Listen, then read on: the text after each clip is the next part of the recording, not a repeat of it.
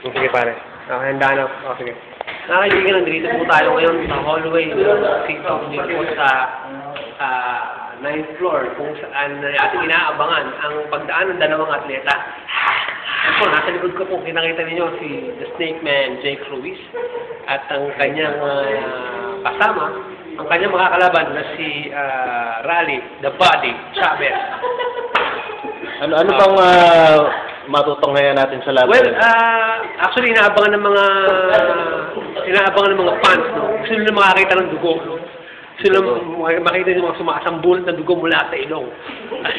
Mga lumuluwang mata. Okay.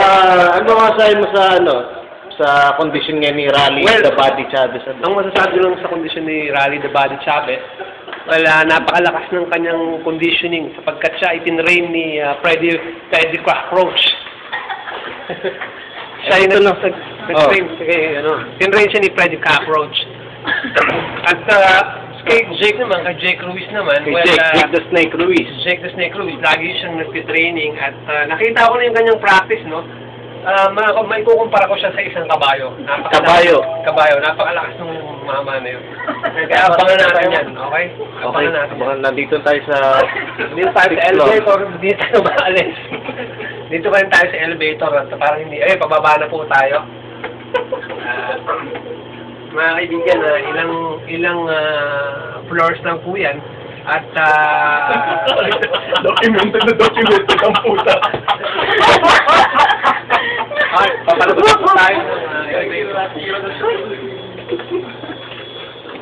So gagawin nila yun by sheer goodwill.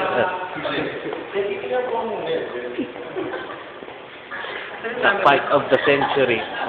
Abangan po natin ang bakbakan ng taon. Bakbakan sa dilim. Bakbakan sa dilim. 2012. Pansamantala muna, pansamantala muna tayong Pansamantala po muna natin puputulin ang ating video sapagkat madilim na po.